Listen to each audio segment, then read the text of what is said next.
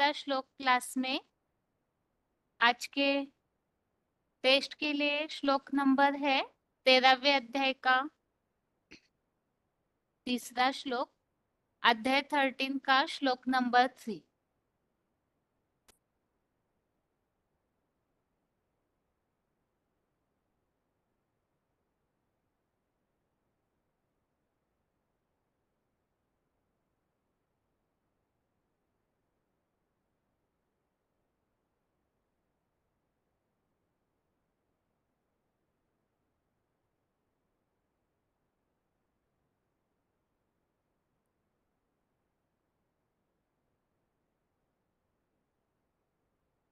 Test के लिए सबसे पहले जो श्लोक संबंधित पॉइंट हमने सुने हैं वो पॉइंट्स बताने हैं। फोन अनम्यूट है। ओम शांति दीदी। ओम शांति। हाँ जी, 13वें अध्याय का तीसरा श्लोक। हम्म, अपने अपने शास्त्रों में स्वयं कथा लिखी है। रामायण में भी बोला है, मैं पतितन में राजा। जिसने बोला है मुख से, मुरली में बोला है, अपनी अपनी कथा खानी अपने अपने शास्त्रों में लिख दी। रामायण किसने लिखी? तुलसीदास जी ने। तुलसीदास की आत्मा कौन सी हुई? राम वाली आत्मा हुई। कालजुग के मध्य अंत में आते हैं तुलसीदास जी। वह उन जब भी बोलते हैं भयो वर्ण शंकर सा भी, सारे ब्राह्मण जो है वह भी शूद्र बन गए हैं। ऐसी पतित दुनिया कालयुग में अंत में सभी जो आत्माएं हैं वो पतित बन जाती हैं। कालयुग में क्या होता है, तुम पहले पतित बनते हो, तुम्हारे पीछे पीछे सारा झाड़ पतित हो जाता है। जो देवी देवता धर्म के थे, सूर्यवंशी आत्माएं थी, वे पहले पहले पतित बनती हैं।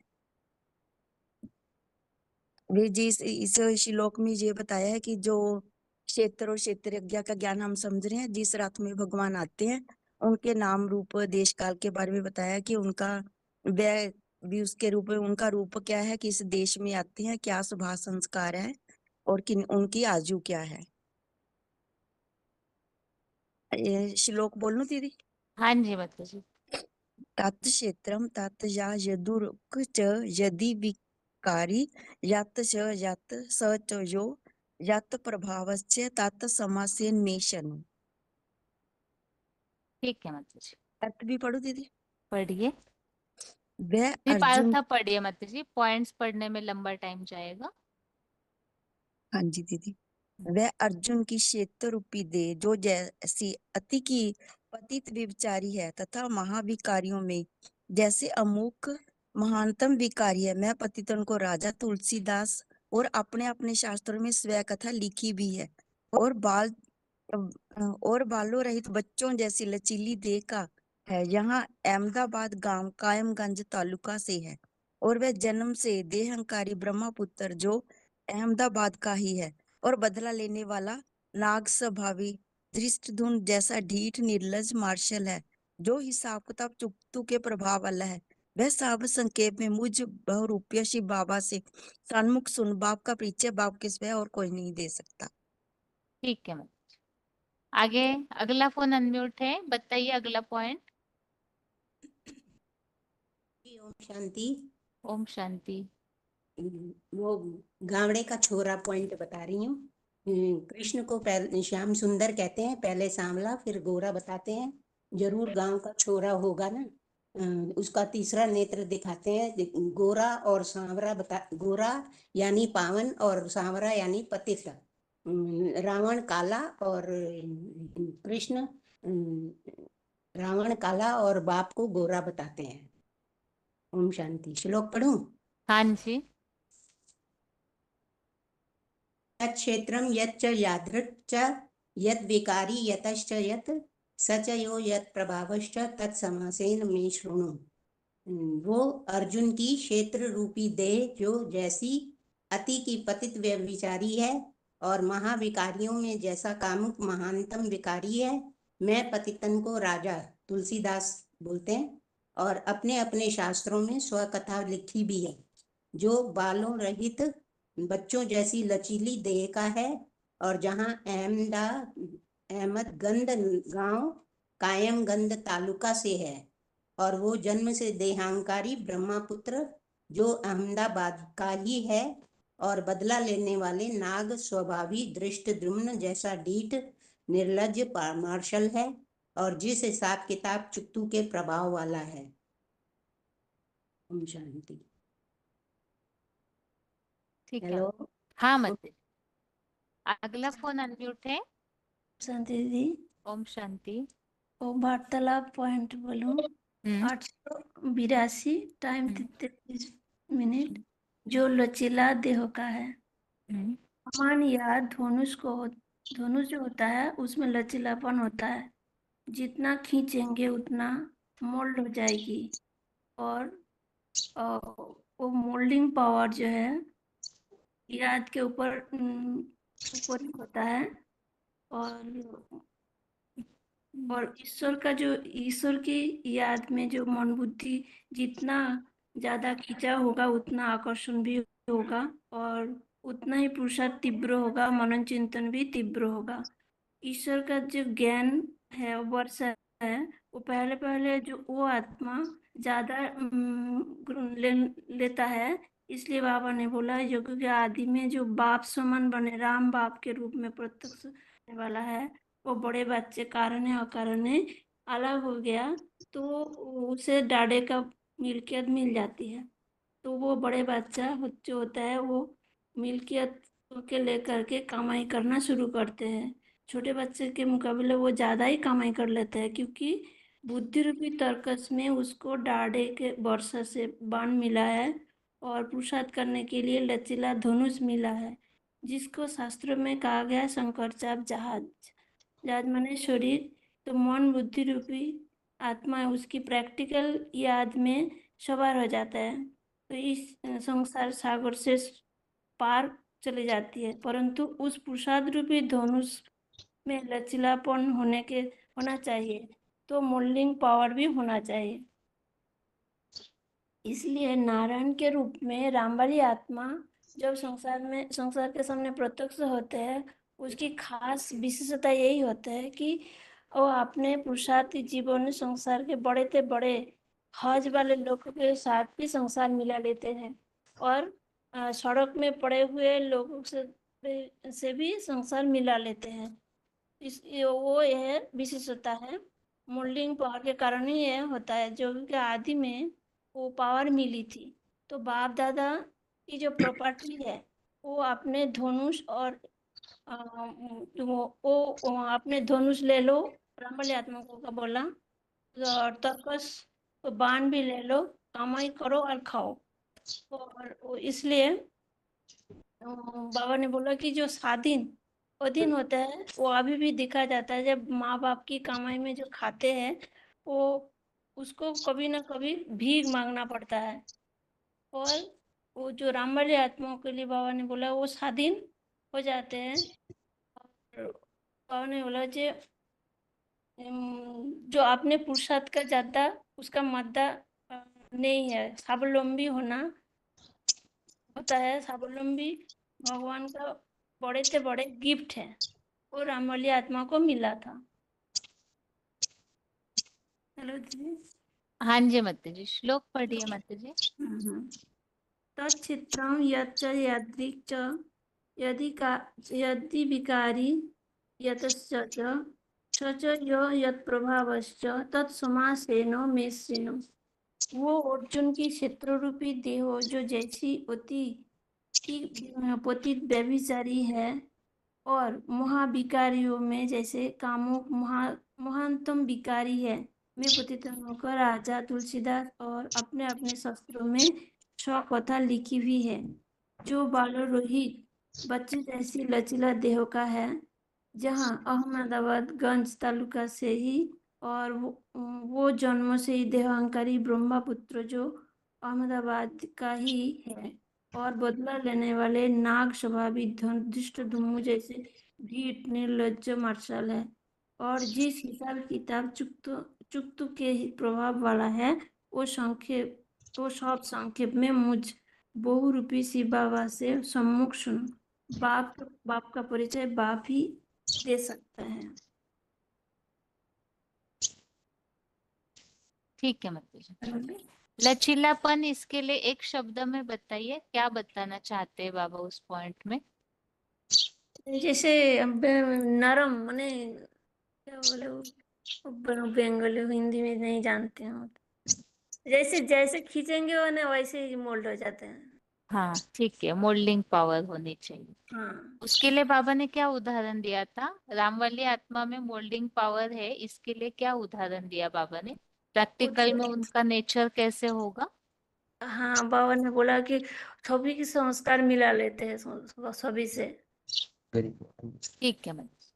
ओम शांति। आगे अगला फोन अनम्यूट है, बताइए अगला पॉइंट। ओम शांति। हाँ जी। अर्जुन की देह जो अति की पतित व्यभिचारी है, तो वार्तालाप नंबर 767 में बताया है। हम्म, तो उपन्यास पढ़ने और फिल्म देखने से आत्मा का सबसे जास्ती पतन होता है। यह नहीं कहा कि विकारों में जाने से जास्ती पतन होता है, और यह भी नहीं कहा कि व्यभिचार में जाने से जास्ती पतन होता है। व्यभिचारी तो राजा भी भारत में बने थे, अनेक रानियां रखकर, तो उतना पतन नहीं हुआ। लेकिन यह उपन्यास जो अंतिम जन्म में निकलते हैं, जब माया का पंप एंड शो दुनिया में बहुत बढ़ जाता है, तो उपन्यास पढ़ करके और फिल्म देख करके बुद्धि का सबसे जास्ती पतन होता है। बुद्धि का पतन होता है तो साथ में मनसा का पतन होता है, तो शीघ्र पतन होता है, और स्वप्न दोष भी होता है। और स्वप्न दोष के कारण तन की शक्ति, मन की शक्ति सबसे जास्ती क्षीण होती है, तो उसे पतित कहेंगे। यह ज्ञान में आने से पहले की स्टेज बताई। और बाद की स्टेज है जो अलौकिक दुनिया की स्टेज बताई, वो पुरुषार्थी जीवन की स्टॉप मोस्ट स्टेज है, जहाँ शिव शंकर मिलकर के एक स्वभाव संस्कार के निराकारी, निर्विकारी, निरहंकारी बन जाते हैं, जिसे अमुक वीर्य की स्टेज कही जाती है। और श्लोक बताओ। हाँ जी। हाँ। तत क्षेत्रम यच्छ यादृक्ष यद्विकारी यतच्छत यत स च यो यत्प्रभाव च तत् समासेन मे शृणु। ठीक। आगे अगला फोन अनम्यूट है, समासेन में श्रृणु। बताइए माता जी। जम्मू के माता जी, फोन अनम्यूट है आपका। हाँ दीदी, श्लोक सुनाऊं? रोल नंबर बताइए। रोल नंबर दीदी मेरा 12487। पॉइंट सुना था माता जी श्लोक के लिए जब चला था? हाँ थोड़ा सुना था। मैं इधर दीदी मधुबन में हूँ, हम्म, तो सुना था मैंने बीच बीच में, ज्यादा बल्कि बिजी थी थोड़ी सेवा में। ठीक है, कुछ याद है तो बताइए, नहीं तो श्लोक बताइए। हाँ दीदी, हाँ दीदी पूछिए आप।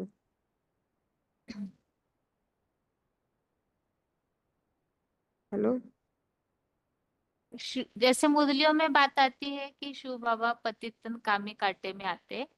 हाँ जी। इसके लिए तुलसीदास जी ने कलयुग की शुरुआत में ही कौन सी बात कही थी?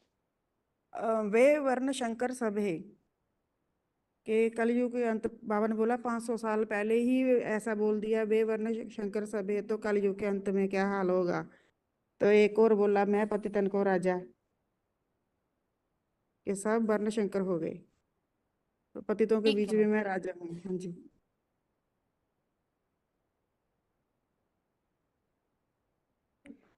जो राम वाली आत्मा है, उनके बेहद के जन्म स्थान के लिए क्या पॉइंट आता है मुरलियों में?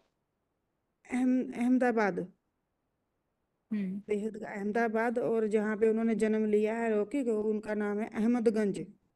नहीं, बस अहमदाबाद के लिए ही मुरली आवेक्तवाणियों में क्या पॉइंट अहमदाबाद, आता है? पॉइंट। अहमदाबाद को सब सेंटर्स का बीज रूप कहेंगे। क्यों कहेंगे बीज रूप सेंटर? बीज रूप सेंटर, क्योंकि सब सेंटर का बीज रूप है वो, सभी जितने भी सेंटर हैं सबका वही प्लेस है, बर्थ प्लेस। नहीं नहीं, ऐसा नहीं है शब्द कि बाप ने वहां से ही प्रत्यक्ष हुए थे, बाप उसी सेंटर से। अहमदाबाद से प्रत्यक्ष हुए थे। हाँ अहमदाबाद सेंटर में तो ज्ञान मिला, हाँ प्रत्यक्ष हाँ तो हाँ। नहीं कहेंगे। नहीं प्रत्यक्ष नहीं हुए थे, हाँ ज्ञान मिला था वहां से बाबा को, अहमदाबाद ठीक है सेंटर से। माता जी। माता जी श्लोक पढ़िए। हाँ, ठीक है ठीक। तत्क्षेत्रम यत च यादृक् च यद विकारी यतश्च यत स च यो यत प्रभावश्च तत्समासेन में शृणु। इसका अर्थ बोलूं दीदी? हाँ जी। वह अर्जुन की क्षेत्र रूपी देह जो जैसी अति की पतित व्यभिचारी है और महाविकारियों में जैसा कामुक महात्म विकारी है। मैं पतितन को राजा तुलसीदास और अपने अपने शास्त्रों में स्वकथा लिखी हुई है, जो बालों रहित बच्चों जैसी लचीली देह का है, जहाँ अहमद गंद गांव कायमगंज तालुका से है, और वह जन्म से देहांकारी ब्रह्मपुत्र जो अहमदाबाद का ही है, और बदला लेने वाले नाग स्वाभी गृष्ट धूमन जैसा डीठ निर्लज्ज मार्शल है, और जिस हिसाब किताब चुक्तू के प्रभाव वाला है, वह सब संक्षेप में मुझ बहरूपिया शिव बाबा से सन्मुख सुन। बाप का ठीक। परिचय बाप ही दे सकता है। ठीक है माताजी। ओम शांति। आगे अगला फोन अनम्यूट है। ओम शांति। हाँ जी। पॉइंट बताऊंगा ना क्या? हाँ जी, पॉइंट ही बताइए। अच्छा ठीक है। बाबा ने बताया कि ये कायमगंज तालुका से है। हीरो पाठ धरी है ना, सदा हीरो पाठ बजाता है, गुप्त रहता है, तो परंतु प्रभावशाली बहुत है। 84 जन्म पाठ बजाता है, परंतु कोई को पता नहीं पड़ता को कहाँ है। अंतिम जन्म में भी कायमगंज तालुका में जन्म लेता है, और स्टेशन नाम भी वहां पर सब गंध गंध लिखते हैं, को कि अलीगंज और कि नाम सब क्या लिखा नहीं में, तो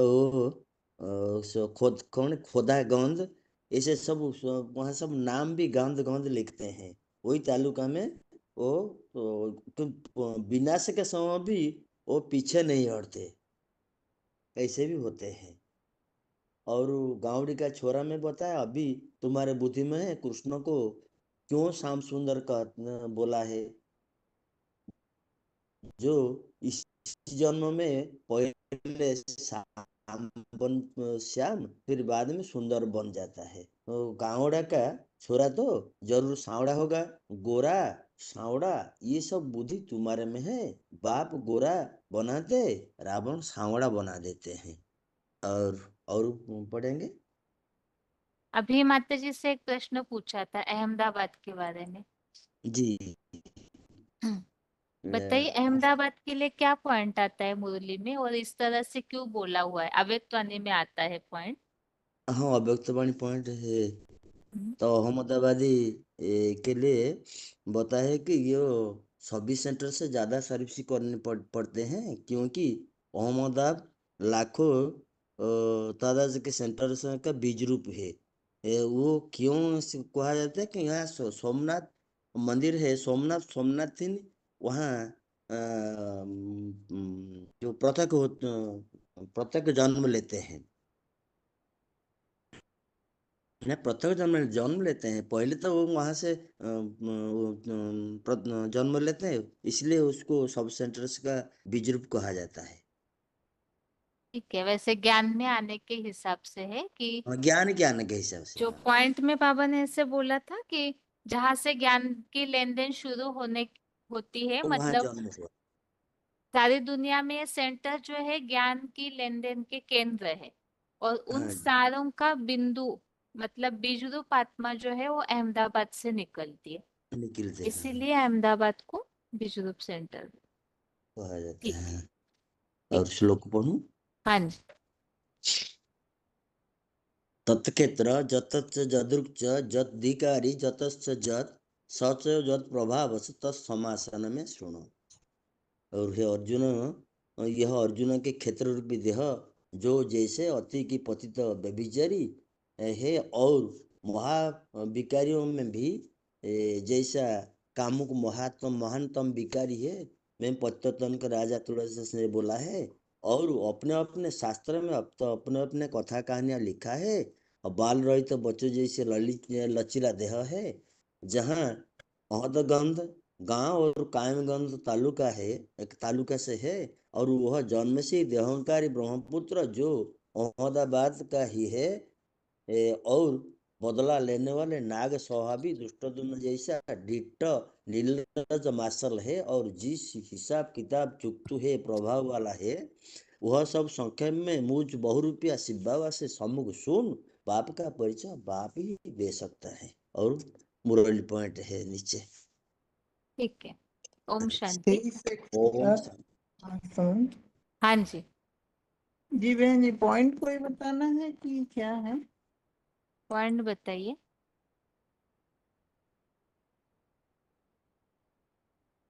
एक पॉइंट ये है धृष्टद्युम्न, जैसे कि जो पांडवों का पहला सेनापति बाबा ने मुरली में बताया था धृष्टद्युम्न था। और जैसे मुरलियों में भी आया है कि इस रूहानी से मिलिट्री का मार्शल तो सेना शंकर को ही गाया गया है। और शास्त्रों के अनुसार भी जो महाभारत युद्ध हुआ उसका भी यादवों का हेड कृष्ण माना, जो उसका निमित्त बने वो कृष्ण को ही गाया है। कृष्ण माना संगम योगी कृष्ण। तो उसी के लिए ये बाबा ने कहा कि यही रूहानी मिलिट्री का मार्शल है और यही सेनापति ढीठ है। माना अगर वो लूज ही रहे तो सारा तो पूरा सिस्टम फेल हो जाएगा। तो इसीलिए उसको ढीठ माना वैसा दिखाया गया है। जो त्रिमूर्ति में शंकर को जो स्ट्रिक्ट पोजीशन दिखाया गया है, ब्रह्मा और विष्णु को तो स्ट्रिक्ट नहीं है शंकर, तो उन्हीं की यादगार है रूहानी मिलिट्री का मार्शल। उसी के लिए ये पॉइंट बाबा ने बताया था। और जैसे कि मैं श्लोक को बताऊं क्या मैंने? ये जो महाभारत का उल्लेख यहाँ पर दिया है श्लोक में, वो क्यों दिया हुआ है? किस प्रसंग में वो बातों का उल्लेख यहाँ दिया हुआ है? महाभारत में, ओके ओके, हाँ हाँ ठीक है।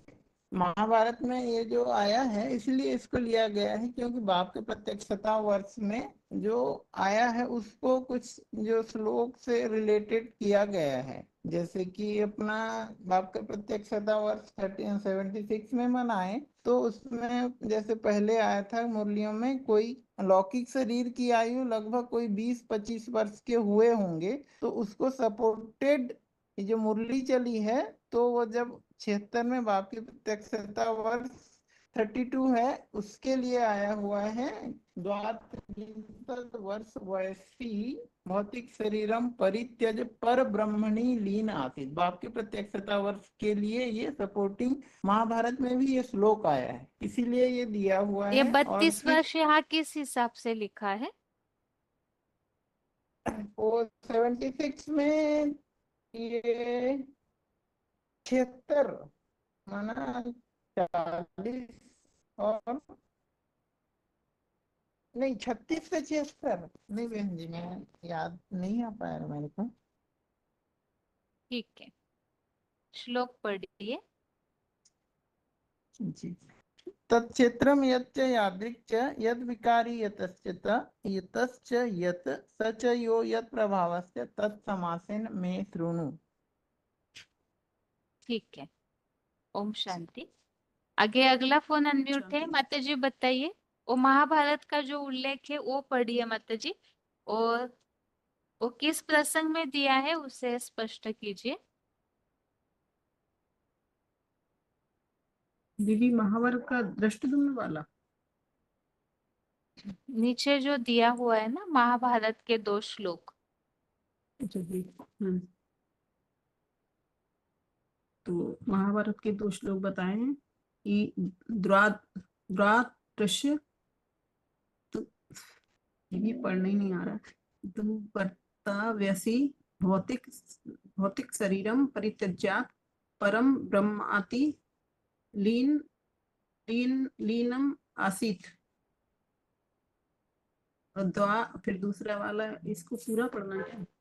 नहीं, छोड़ दीजिए माता जी, शायद आपने एक बार भी नहीं पढ़ा इसलिए कठिन हो दीदी रहा है। पढ़ा नहीं है हमने इसको। ठीक है माता जी, आप बताइए माता जी, यहाँ ये 32 वर्ष, ये 76 और ये महाभारत के श्लोक, इनका किस प्रसंग में कनेक्शन दिया हुआ है, बता सकते हैं? महाभारत का 3 का 22। दीदी हमने ये वाला तो पॉइंट पढ़ी नहीं। अच्छा ठीक है माता जी, आपने जो रेडी किया है उससे बताइए। ये दीदी पॉइंट बताएं क्या? हाँ जी, पॉइंट बताइए माता जी। हाँ, तो वार्ता है 767। ये बाबा ने बोला है कि उपन्यास पढ़ने से और फिल्म देखने से सबसे जास्ती पतित होते हैं। ये नहीं बोला है कि बेकार में जाने से या व्यभिचार में जाने से पतित होते हैं, क्योंकि भारत के राजा तो बहुत ज्यादा अनेकों रानियां रखी हैं, तो क्योंकि बहुत रानियां रखी हैं तो उनके लिए पतित नहीं बोला है, क्योंकि जो उपन्यास है वो अंत के जन्म में निकलते हैं, और उपन्यास पढ़ने से और फिल्म देखने से ही बुद्धि का पतन होता है और शरीर का भी पतन होता है। तो स्वप्न दोष भी होते हैं, और जिसके कारण तन की शक्ति और मन की शक्ति क्षीण हो जाती है। इसलिए बताया कि उपन्यास और फिल्म देखना है, ये लौकिक दुनिया के लिए बताया है कि अलौकिक के लिए बताया है। तो जो अलौकिक दुनिया है उसकी स्टेज बताई, टॉप मोस्ट स्टेज किसको कहेंगे? जब शिव और शंकर दोनों का मिलकर एक स्वभाव हो जाता है, तो निराकारी निर्विकारी निरंकारी हो जाते हैं, तभी अमोघ वीर टॉप मोस्ट स्टेज कही जाती है। मतलब पतितन कामे कांटे में आता हूँ, ये अज्ञानता की स्टेज है, जी उसके लिए बताया हुआ है। बाकी ज्ञान में आने के बाद तो पूरी तरह से शिव समान बन जाते हैं हाँ, इसलिए। निराकारी स्टेज हो जाती ठीक है माता जी, श्लोक पढ़िए माता जी। पहले तीनों श्लोक पढ़िए, 1 2 3। है। जी, पहला है भगवानुवाच इदम शरीरम कौन्तेय क्षेत्रम इति अभिधीयते एतत् यह वेत्ति तम प्राहु क्षेत्रज्ञ इति तत्विद्धि। दूसरा है क्षेत्रम च अपि माम विद्धि सर्व क्षेत्रेषु भारत क्षेत्र क्षेत्रज्ञो ज्ञानम यत तत ज्ञानम मतम मम। तीसरा है यत क्षेत्रम यत च यादृक् च यदिकारी यतश्च यत स च यो यत प्रभावश्च तत् समासेन में शुणु। ठीक है माता जी, ओम शांति। ओम शांति। आगे अगला फोन अनम्यूट है माता जी, आप बता सकते हैं यहाँ ये 76 32 वर्ष और महाभारत का जो उल्लेख दिया है, ये क्यों दिया हुआ है इस श्लोकों का? सर्गी पाली के माता जी 28 153। ओम शांति बहन जी। हाँ जी। इतना तो नहीं पता है, लेकिन इतना पता है कि 1976 में बाबा का जब प्रत्यक्ष होता है तब उनको 32 वर्ष का होते हैं वो। हम्म। तो वही जो बात। नया त्रिमूर्ति का किताब है वो पढ़ा है? नया त्रिमूर्ति का किताब हाँ थोड़ा थोड़ा पढ़ा है। अच्छा, पढ़ा है ठीक। तो उसमें हाँ वही 70 से ये वाला जो है शरीर की आयु 20-25 की होगी, वही वाला बोलेंगे, वही के बारे में, उसकी के बारे में। वास्तव में जो महाभारत का श्लोक है ना, वो नए जो त्रिमूर्ति का किताब है रिवाइज आया हुआ है, तो उसमें इसका क्लैरिफिकेशन बताया हुआ है। ठीक है माता जी, आप और कोई पॉइंट बताइए जो आपने रेडी किया हुआ है। ठीक है। शरीर की आयु 20-25 की होगी, ये वाला बता रहे हैं। हम्म।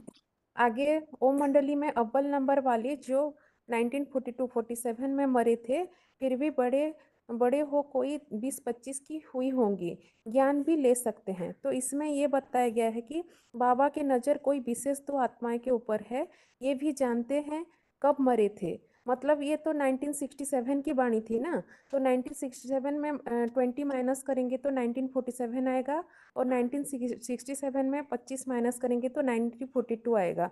तो 42 में बाबा का माने सेवक राम का देहांत हुआ था, और 47 में छोटी माँ का देहांत हुआ था।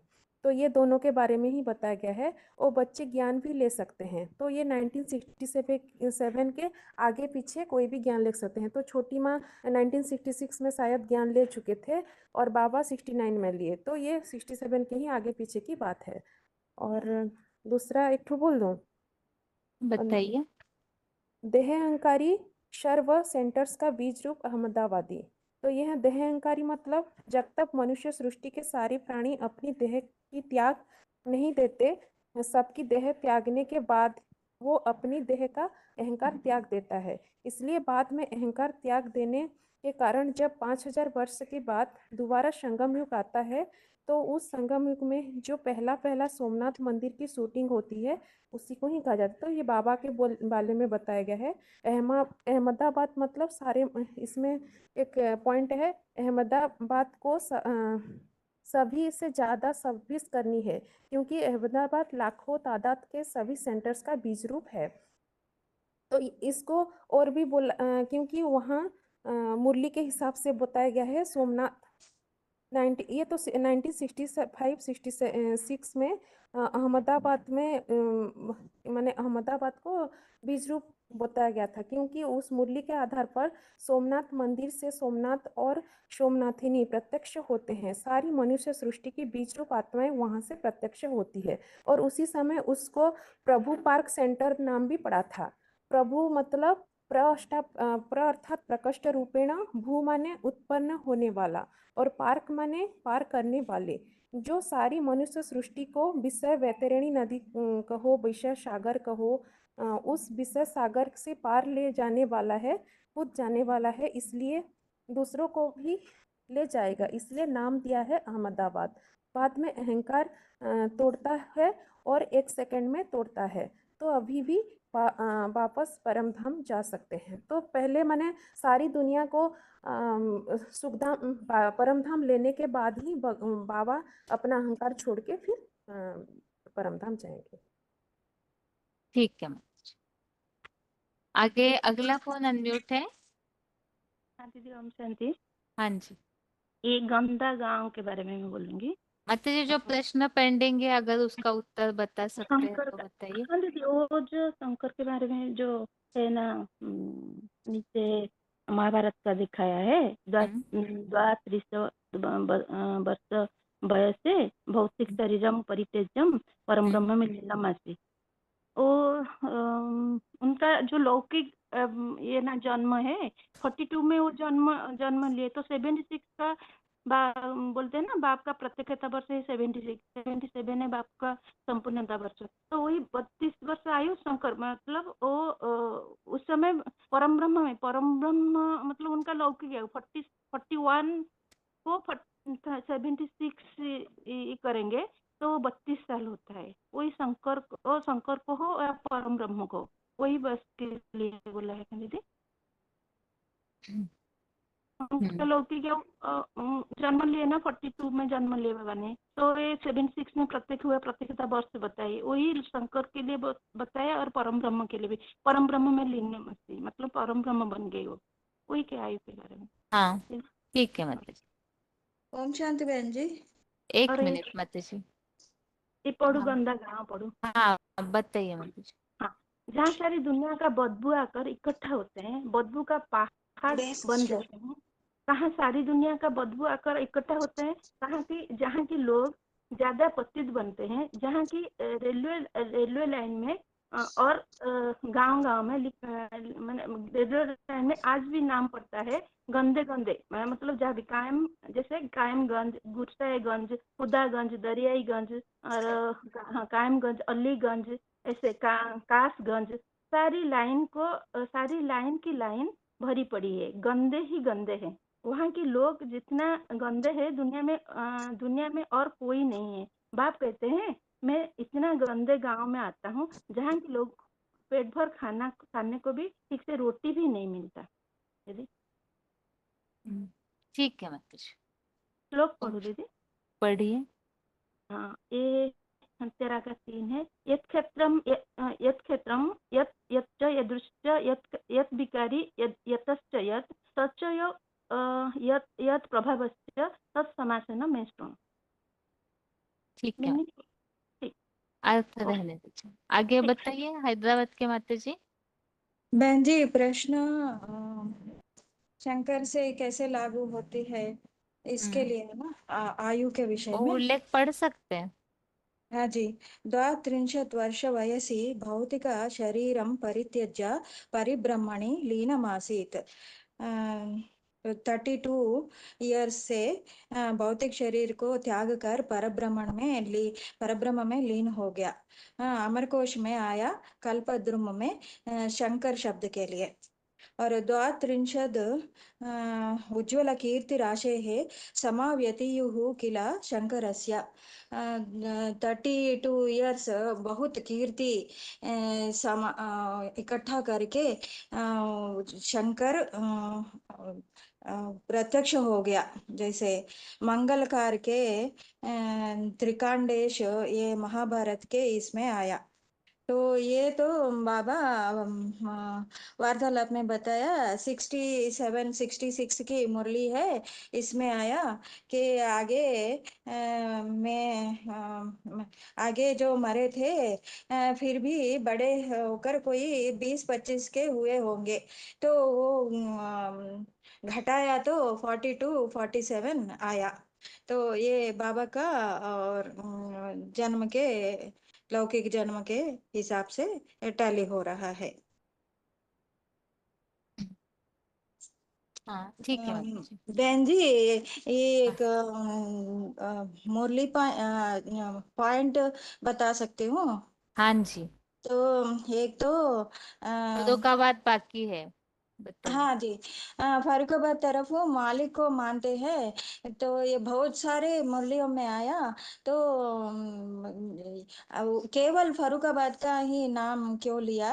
क्योंकि वहां से बाबा को बाबा प्रत्यक्ष होने वाले हैं, वहां के जन्म लेने वाले हैं, वहां की स्थानीय है इसलिए। तो ये सर्प के बारे में भी बताया। कोई इच्छाधारी होते हैं, मणि होते हैं उनके अंदर। ये भी पॉइंट आया। और अच्छा से बताइए, ये भी पॉइंट मतलब उसमें क्या बताया? मतलब इच्छाधारी नाग तो वैरायटी के होते हैं, अनेक तरीके के होते हैं। तो ऐसे ही मनुष्यों में जो है वैरायटी के मनुष्य होते हैं। तो ऐसे ही मणिधारी मतलब स्व स्थिति में रहने वाले आत्मिक मणि धारण किए हुए हैं इससे। श्लोक पढ़ पाएंगे? हाँ पढ़िए। तत्क्षेत्रं यच्च यादृक् यद्विकारी यतश्च यत् स च यो यत्प्रभावश्च तत् समासेन मे शृणु। भाई को दे दूं क्या? दे दीजिए। बहन जी एक नारियल के बारे में बताया बाबा ने एक पॉइंट में। हाँ हाँ जी। हाँ, ऊपर से देखने में तो बहुत कठोर रहता है हम्म और अंदर बहुत मुलायम होता है, हम्म इसके बारे में बताया। साकार साकार तब भी ऐसा देखने में तो, ऊपर से देखने में तो कठोर जैसा दिखता है। शंकर के लिए भी कहते हैं एक स्ट्रिक्ट पोज में बैठता है, लेकिन अंदर से बहुत मुलायम होता है। जैसे गीता में कहता है पत्रम पुष्पम फलम तोयम यो मे भक्त्या प्रयश्यते। जो कुछ भी अर्पण करते हैं तो बहुत संतुष्ट हो जाता है।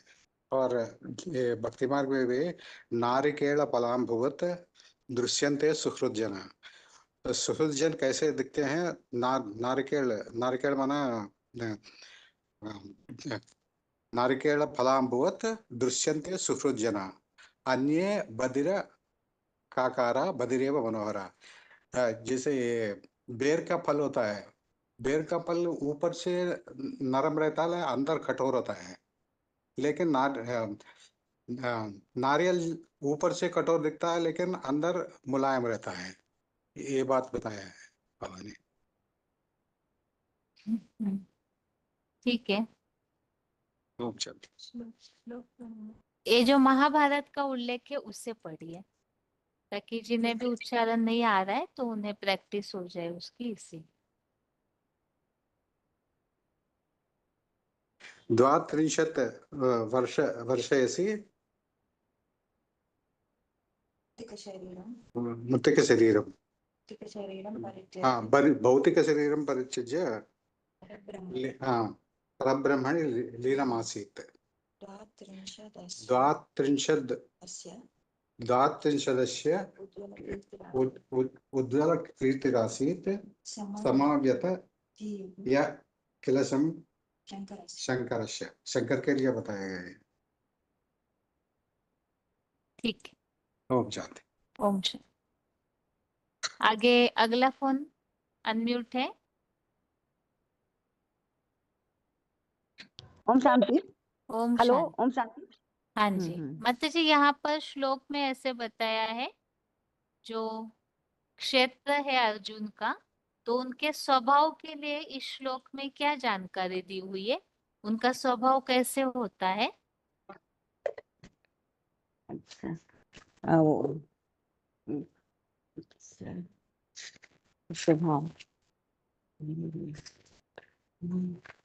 वृंदावन फरफावा।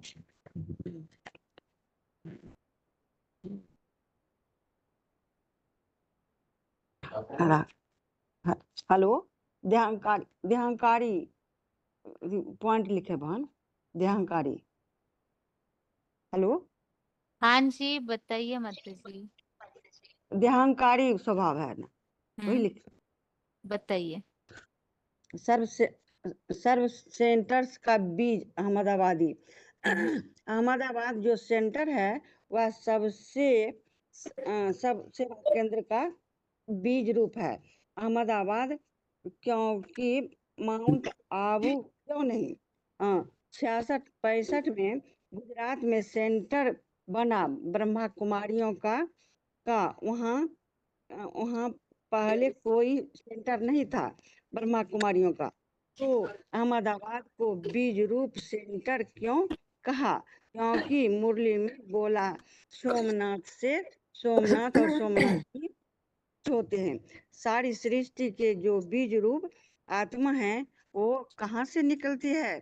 अहमदाबाद से, जिसका नाम रखा गया था प्रभु पार्क सेंटर। क्या प्रभु प्रकृष्ट रूपेण भू माने प्रत्यक्ष होने वाले प्रभु पार्क पार करने वाला कैसा प्रभु, जो सारी सारी सृष्टि को की आत्माओं को विषय बैतरणी कहो, विषय सागर कहो, उस विषय सागर से पार ले जाने वाला है। खुद पार जाता होगा तब दूसरों को ले जाता होगा, या खुद पार स्वयं नहीं जाएगा या दूसरों को ले जाएगा। पहले खुद पार जाने वाला, बाद में ले जाने वाला, इसलिए नाम दिया है अहमदाबाद।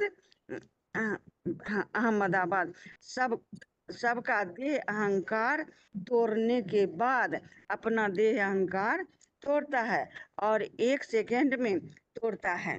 जो बोला तो बाप दादा चाहे तो अभी भी वापस परमधाम जा सकते हैं। हेलो बहन। हाँ माता जी, यहाँ पे 13वें अध्याय में खास किस बारे में भगवान समझा रहे हैं? क्या बात समझाई जा रही है यहाँ पे 13वें अध्याय में, बताइए। वो सारी हिस्ट्री बता रहे हैं अति का मुकर्रर रथ का, जो मुकर्रर कि रथ के लिए यहाँ श्लोक में क्या शब्द प्रयोग किया है? मुकर्रर रथ के लिए किस शब्द से बोला है? इदम शरीरम कौन्तेय क्षेत्रम इति अभिधीयते। क्षेत्र जगकुंड है। ठीक है माता जी। इस क्षेत्र को अगर नहीं जानेंगे तो क्या नुकसान होगा माता जी? इसको नहीं जानेंगे तो गति सदगति नहीं मिलेगी, बिंदु बिंदु रूप से तो नहीं ज्ञान मिलता है ना। ठीक है माता। ओम शांति। आगे अगला फोन अनम्यूट है। माता जी बताइए, मुकर्रर जो तनधारी है अर्जुन रूपी क्षेत्र, उनके स्वभाव के लिए यहाँ क्या जानकारी दी हुई है श्लोक में? वो नाग स्वभावी दृष्टद्युम्न जैसा डीठ बताया दीदी, कि जैसे नाग इच्छाधारी नागिन होती है तो बदला लेने के लिए उनकी आंख के उसमें वो चित्र खींच जाता है। जैसे यहाँ भी ह्यूमन नाग हैं कि दूध का दूध और पानी का पानी कर देते हैं। कौन ह्यूमन नाग मतलब खास बाबा ने किन के हिसाब से बताया है ये बात? वो दृष्टद्युम्न जैसा, जैसे पांडवों का सेनापति दृष्टद्युम्न था ना, ऐसे राम वाली आत्मा के लिए बताया कि वो ढीठ जैसा अड़ जाता है तो अड़ जाता है। और निर्लज मार्शल के लिए बताया कि नहीं, यहाँ बस प्रश्न नाग स्वभावी जो बताया हुआ है ना, तो हाँ जी। सांप के स्वभाव से क्यों टैली किया हुआ है यहाँ खास? वो जैसे सर्प जैसी आत्माओं के बीच में रहता है। विकारी आत्माएं जो पीछे पड़ी रहती हैं, नाग स्वभाव जैसी, बदला लेने के लिए। मतलब वैसे एक डायरेक्ट उत्तर नहीं आया, ठीक है, हाँ, श्लोक correct बताइए है दीदी। माता। ठीक है दीदी। श्लोक बताइए। तत्क्षेत्रम यच्च यादृक् च यद्विकारी यच्च यत् यतश्च यत् स च यो यत् प्रभावस्य तत्समासेन में शरणु। वह अर्जुन की क्षेत्र रूपी देह जो जैसी अति की पतित्व विचारी है और माँ विकारियों में जैसा कामुक मानतम विकारी है। मैं पतितन को राजा तुलसीदास और अपने अपने शास्त्रों में सब कथा लिखित लिखी है। जो बालों रहित बच्चों जैसी लचीली देह का है, जहाँ एम प्लस द प्लस गंध गांव कायम गंध तल पाचे है। और वह जन्म से देह अहंकारी ब्रह्मा पुत्र जो एम प्लस दा प्लस बाद का ही है। और बदला लेने वाले नाग स्वभावी दृष्टद्युम्न जैसा ढीठ निर्लज मार्शल है। और जिस हिसाब किताब चुप्तू के प्रभाव वाला है, वह सब संक्षेप में मुझे बहुरूपिया शिव बाबा से सम्मुख सुन। बाप का परिचय बाप ही दे सकता है। ठीक है माता। आगे फोन अनम्यूट है कलकत्ता के माता जी। हाँ, ये क्या क्या प्रश्न? हाँ माता जी, प्रश्न यही पूछा कि यहाँ नाग स्वभाव ही ऐसे बताया हुआ है, तो सर्प के स्वभाव से जो अर्जुन रूपी क्षेत्र है उनकी तुलना क्यों की है? किस बारे में बाबा ने इस बात को समझाया है? यो नाग स्वभावी है, इसका मतलब क्या? कैसे स्वभाव होगा उनका?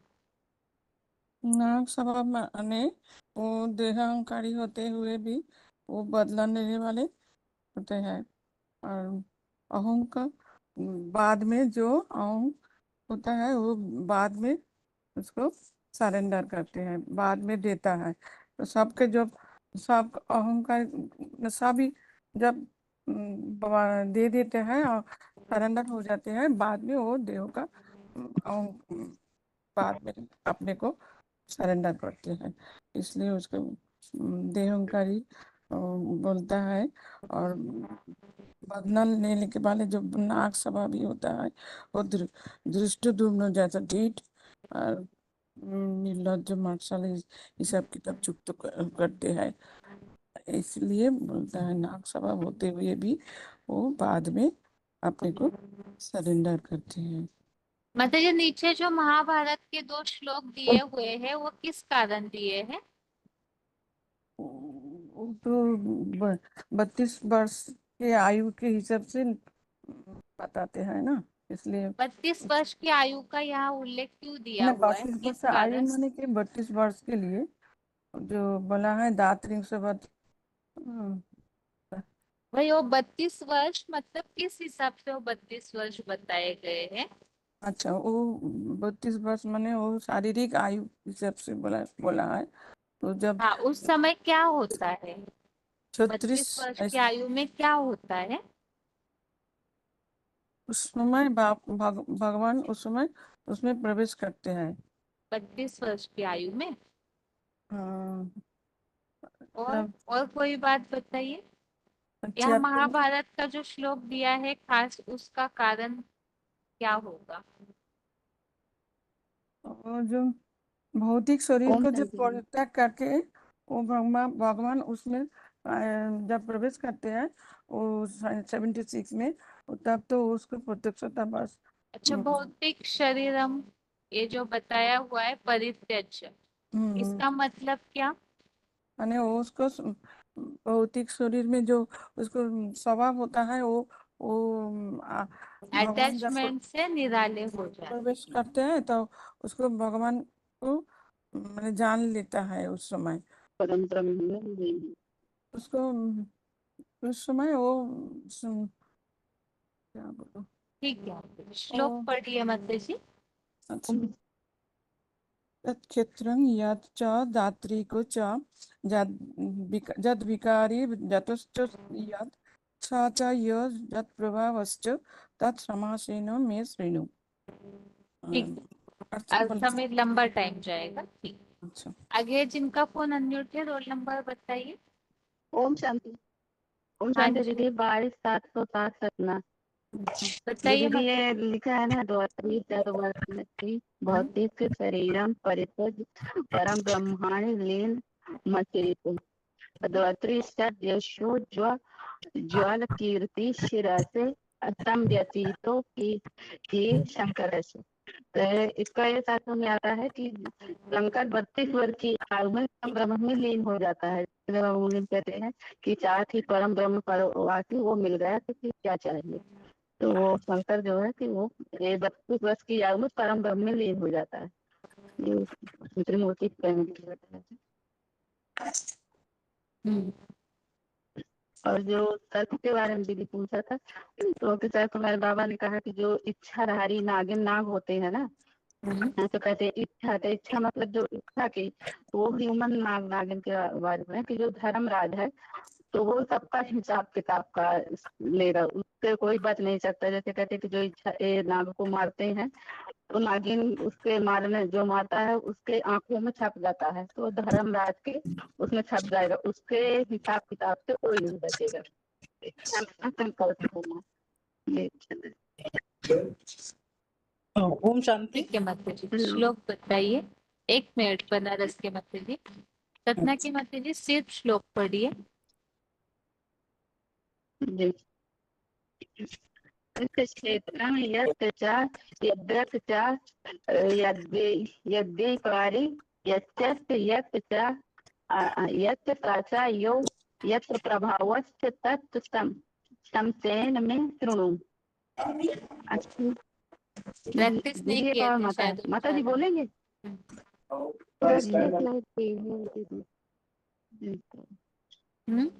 तेरे शुरू में ये जब तक मीटिंग चालू नहीं होता तो डायनिंग में नहीं लगा करता लगता है।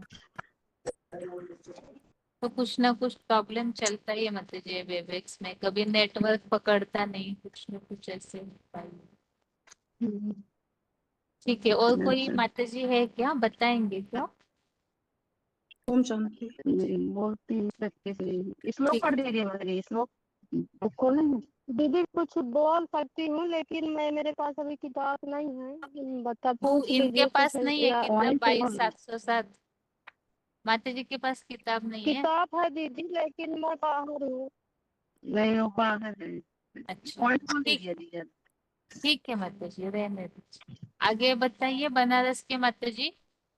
ओम शांति दीदी। ये माता जी मतलब यहाँ हाँ, पे प्रश्न ये है कि ये हिसाब किताब के चुकतू के प्रभाव वाला है, इसका मतलब क्या?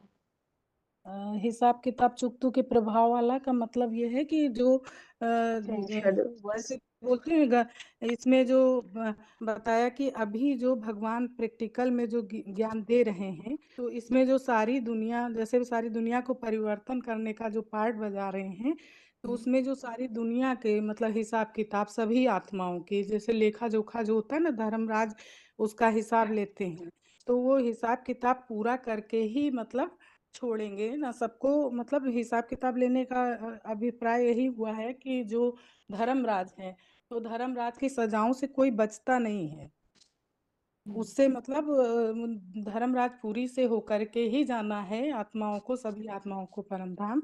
तो उससे कोई बचता नहीं है, वो हिसाब किताब पूरा करके ही तभी आत्माएं पावन बन के जा सकती हैं। तो इसलिए उनको बताया ना, बदला लेने वाला मतलब ढीठ निर्लज, जैसे कि वो मार्शल बताए ना, तो पांडवों के जो सेनापति धृष्टद्युम्न बताए गए, तो यहाँ पे जो लड़ाई हो रही, महाभारत युद्ध होगा ना, तो इसमें जो शंकर ही मतलब मार्शल है, शंकर को बताइए मार्शल है। तो मार्शल का तो होता है कि जैसे कि हिसाब किताब ऐसा ही होता है कि जो किया किया, नहीं तो ठा मार दो गोली। तो इस तरह का मतलब वो बदला लेने स्वभाव वाले हैं कि पूरा हिसाब किताब पूरा करके ही वापस ले जाते हैं। और दीदी वो परम ब्रह्म वाली आयु की बात जो बताई, वो भौतिक शरीर की बात बताई ना, क्या 63 वर्ष से भौतिक शरीरम प्रत्यज परम ब्रह्मांड लीनम लीनम मासीत। तो इसके लिए यही बताया ना कि जब 32 वर्ष की आयु जो सन 76 में बाबा मतलब उनकी पूरी होती है, तो उस समय 32 वर्ष की आयु होती है, जबकि उनको जब ये ज्ञान होता है ना, तो वो भौतिक शरीर जैसे अपने देह अभिमान को छोड़ के और निराकारी स्टेज को पकड़ लेते हैं। तो जैसे निराकार को याद करते हैं, बाबा बोलते हैं ना कि धर्म पिताएं भी जैसे निराकार को याद करते हैं तो भी वो पूरा मतलब कठिनाई पूर्वक याद करते हैं, वो पूरा नहीं पा पाते, लेकिन ये उनको प्राप्ति वैसे पूरी नहीं होती। लेकिन जो ये मुकर्रर रथधारी होते हैं ना, तो ये 100% अपना मतलब सब कुछ समर्पण करके तो करते हैं। जब उस समय उनकी 32 वर्ष की आयु होती है, तो वो सिर्फ एकलव्य जैसे होते हैं ना, एकलव्य की तरह सिर्फ सदाशिव को ही याद करने में लग जाते हैं उस समय। तो अपने भौतिक शरीर मतलब देह अभिमान को त्यागने की यहाँ पे बात है, और परम ब्रह्म में ही वो लीन हो जाते हैं। मतलब ऐसी इस यही समझ में आया था मेरे। हाँ जी, ठीक है। ओम शांति। ओम शांति। आगे अगला फोन अनम्यूट है। माता जी, जितने भी पॉइंट सुने हैं वो सारे पॉइंट को संक्षेप में बताइए, जिससे कि श्लोक का अर्थ समझ में आए। ओम शांति मैम। ओम शांति। इसमें जो अध्याय 13 है, इसमें बाबा बता रहे हैं कि जो अर्जुन है, उनका जो मुकर्रर शरीर है, यही क्षेत्र है जिस पे धर्म और कर्म क्षेत्र मना है, जिस पे लड़ाई होती है, युद्ध का मैदान है। तो इसको पूरी तरह से जानना है, क्योंकि ये उस क्षेत्र की जानकारी और उसको जानने वाला जो है, उनका ही जो ज्ञान है, यही सच्चा ज्ञान। अगर हमारी बुद्धि में यही बैठ जाए तो हम पूरा ज्ञान समझ जाएंगे। तो उन्होंने वही बताया कि जो वो क्षेत्र है, मुकर्रर शरीर है, उसका क्या क्या प्रभाव है, कैसा उसका मतलब उसके गुण है, क्या है, किस तरह से वो कार्य करता है, उसके बारे में इस श्लोक में बताया है कि अर्जुन की जो क्षेत्र है, वो पतित व्यभिचारी माना कि अंतिम जन्म में आके पति की पतित हो जाती। बाबा भी बोले कि मैं पतितम कामी कांटे में प्रवेश करता हूँ। तो जितने भी पतित हैं उनमें वो अव्वल नंबर हैं, और उसमें वो शिव सुप्रीम सोल प्रवेश करते हैं। महाविकारियों में कामुक महानता विकारी मतलब विकारी अव्वल नंबर की जो तमो प्रधान आत्मा बनती है, उसी में ही शिव प्रवेश करते हैं। मैं पतितन को राजा तुलसीदास उस हिसाब से बाबा ने बताया कि हर एक जो भी है कथाकार या रचनाकार, उन्होंने अपने अपने ग्रंथों में अपनी अपनी रचना की, अपने अपने जन्म के बारे में लिखा। तो तुलसीदास ने कलयुग अंत में आके यही बताया कि मैं पतितन को राजा की जितने भी पतित विकारी हैं, उसमें अपने को इंडिकेट करके बताया कि अपने को मैं सबसे ज्यादा पतित समझता हूँ। और बालू रहित बच्चों जैसी लचीली देखा कि मतलब जो मुकर्रर दमधारी है, उसके देह अभिमान होते हुए भी उसमें इतनी मोल्डिंग पावर है कि वो समय अनुसार अपने को चेंज कर लेते हैं, जहाँ जैसी जरूरत वैसा।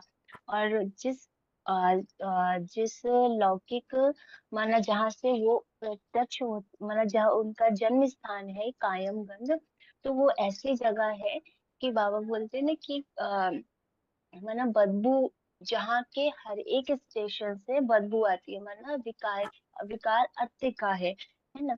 और वह जन्म से देहंकारी ब्रह्मपुत्र अहमदाबाद, माना अहंकार जो है वो उनमें सबसे आखिरी में वो देते। जब 500-700 करोड़ की जो भी आत्माएं हैं, सब एक एक ज्ञान में पूरी तरह आ जाते हैं और अपने देह अभिमान को त्याग देते हैं, तब वो अपने अहंकार को त्यागते हैं। बदला लेने वाले नाग स्वभाव जैसा, तो उसमें ये बताया बाबा ने कि जैसे नाग होता है, इच्छाधारी नाग नागिन होते हैं, तो उनके जो मतलब उनके साथ जिन्होंने कुछ बुरा कर्म किया होता है, तो उनकी आकृति उनकी आंखों में छप जाती है। ऐसे ही मतलब वो बदला लिए बिना छोड़ते नहीं, ऐसे ही जो इनका स्वभाव संस्कार है वो बदला लेने वाला है। और मार्शल है क्योंकि ये रूहानी मिलिट्री का जो सेनापति है, वो पार्ट बाबा का है। और जैसे ढीठ निर्लज मार्शल जो धृष्टद्युम्न जैसे पांडवों के सेनापति हैं, वरना अगर बाबा ने बोला कि जैसे ब्रह्मा की बैठक दिखाई जाती है लीनियंट की वो मोल्ड हो जाते हैं, लेकिन जो शंकर की है कड़क है। अगर वो कड़क स्वभाव नहीं हो तो जितने भी विकारी हैं जो तमो प्रधान है उनको कैसे मना ठीक कर पाएंगे। बाबा बोले ना कि माँ का स्वभाव सौम्य होता है तो उस रूप में नहीं होता, लेकिन अगर बाप माँ मतलब सौम्य हो जाए और अच्छा रूप आ जाए तो जितने ये विकारी लोग हैं ये चेंज नहीं होंगे। और हिसाब किताब चुट्टू के प्रभाव वाला है, तो बाबा ने बोला कि अंत में सबका जो है वो साक्षात्कार होगा अपने अपने कर्मों का, और वो जो धर्मराज की 1 सेकंड की सजा है वो पूरा सब कर लेंगे हर एक जब तक पवित्र पूरी तरह से नहीं बन जाएगी वो वापस पवित्र धाम में जा नहीं सकती। और बाप का परिचय बाप ही दे सकते हैं, तो इसके लिए कि मतलब जो मुकर्रर तनधारी है उनका परिचय और जो सुप्रीम सोल बाप का परिचय बाप जो शिव बाबा है उनके द्वारा ही दिया जाता है। कोई भी देहधारी उनका परिचय नहीं दे सकता। मुरली के जो प्रूफ है कि गावड़े का छोरा है, तो मना है कि जो मुकर्रर तनधारी है तो वो गावड़े के लिए बाबा बोलते हैं कि जैसे कि ऐसे गरीब जगह से आते हैं, उनका जो लौकिक जन्म है जो आपका ये फर्रुखाबाद में कंपल में, कि वो जहाँ पर बच्चों को 2 समय की रोटी भी नहीं खाने को मिलती और छी गंदे गांव में आते हैं। फर्रुखाबाद में मुरली में इशारा आया है कि फर्रुखाबाद में मालिक को बहुत मानते हैं, तो और वो मालिक साकार होना चाहिए निराकार होना चाहिए, ऐसे करके पॉइंट मना उसका एक इंडिकेटर दिया है। अहमदाबाद मना कि जहाँ से सारी दुनिया को संदेश मिला है, जो बाहर सबसे बाद में अपने अहंकार को देता है। और अहमदाबाद को सर्व सेंटर्स का बीज रूप कहते हैं, क्योंकि यहीं से ही लाखों लोगों को जो ज्ञान का सत्य संदेश है वो मिलता है। उनकी आयु के संबंधित में जो है कि पॉइंट आया है कि आगे जो मरे हैं वो बड़े होकर 20-25 वर्ष के हो सकते हैं, 67 में आया, तो ये इंडिकेट करता है कि जो मना जो मुकर्रर तनधारी का पूर्व जन्म था वो 45 में जो था वो 20 वर्ष का हो गया होगा। क्या क्या और 20 वर्ष किनके लिए? 20 वर्ष की आयु जो है वो मुकर्रर तनधारी के लिए बोले हैं कि 47 में उनकी जो आयु होगी वो 20 मुकर्रर वर्ष की तनधारी, मुकर्रर तनधारी के लिए 20 तो नहीं है, 25 वर्ष है। अच्छा हाँ 25 सॉरी। हाँ और जो छोटी माँ है उनके लिए 20 वर्ष हाँ है। जी। और जो उनकी प्रत्यक्षता 32 वर्ष के लिए ये आया श्लोक जो है इसमें ये है कि जब 67 में ये ज्ञान लेते हैं उस समय ये 25 वर्ष के होते हैं। 76 में उनकी आयु जो दैहिक आयु है वो 32 वर्ष की हो जाती है, और वो मना जो नष्टो मोहा की स्टेज है वो अपनी प्राप्त कर लेते हैं। और जब बाबा बोलते हैं ना कि ब्रह्मा की आयु 100 वर्ष हो जाती है और ब्रह्मा अमर लोक में प्रवेश करता है, तो वो परम ब्रह्म की जो स्टेज है उसमें अपने को लीन होने लगते हैं। ठीक है, ओम शांति। श्लोक पढ़ें क्या? हाँ जी पढ़िए। तत्क्षेत्रम यच्च यादृक् च यत्कारी यतस्य यत् स च यो यत् प्रभावश्च तत्समासेन मे शृणु। और ये 2 श्लोक पढ़ दे हाँ जी जो पढ़िए। महाभारत वाले हाँ हैं। जी हाँ जी। द्वात्रिंशद्वर्ष वयसि भौतिक शरीरम परित्यज्य परब्रह्मणि लीनम् आसीत्। द्वात्रिंशदशो ज्वलकीर्तिरासे समाव्यतीयो किल शंकरस्य। ओम शांति। अभी जिनका भी फोन अनम्यूट हो रहा है आज का श्लोक पढ़िए या तो इसके पीछे का करके 2 श्लोक अर्थ नहीं पढ़िए, ताकि जो याद का टॉपिक है उसके लिए 1 या 2 फोन अनम्यूट करने के लिए समय मिले। इसीलिए सिर्फ श्लोक पढ़िए। जो 13वें अध्याय के तीनों श्लोक भी पढ़ सकते या तो कोई भी एक श्लोक पढ़िए। फोन अनम्यूट है, रोल नंबर बताइए। रोल नंबर दीदी 26643 मधुबन संघवी। हाँ दीदी तीनों श्लोक पढ़ूं? तीनों श्लोक पढ़ूं? पढ़िए। हाँ, श्री भगवान उवाच इदं शरीरं कौन्तेय क्षेत्र इति अभिधीयते एतत् तं प्राहुः क्षेत्रज्ञ इति तद्विदः। क्षेत्रज्ञ च अपि मां विधि। हाँ जी पढ़िए पढ़िए। दीदी, क्या बोला? ठीक है, ठीक क्षेत्रज्ञ पढ़िए। च अपि मां क्षेत्रज्ञ च अपि विधि सर्वक्षेत्रेषु भारत क्षेत्रज्ञो ज्ञानं यत् तत् ज्ञानं मम और तत् क्षेत्रे यत् च दातुक च यद् विकारी यत् च यत् च स यो यत् प्रभावश्च तत् समासेन में शृणु। दीदी वो भी पढ़ना, आज से पढ़ना है? नहीं माता जी, ओम हेलो, शांति। नहीं माता जी, ऐसा नहीं पढ़िए। हाँ जी, आगे पढ़िए श्लोक। हाँ दीदी, ओम शांति। हाँ जी। दीदी तीनों श्लोक पढ़ेंगे क्या? हाँ जी। एक नंबर श्लोक तेरा अध्याय का। श्री भगवान उवाच इदं शरीर कौन्तेय क्षेत्र इति अभिधीयते एतत् य व्यतीतं प्राहुः क्षेत्रज्ञम् इति तद्विदः।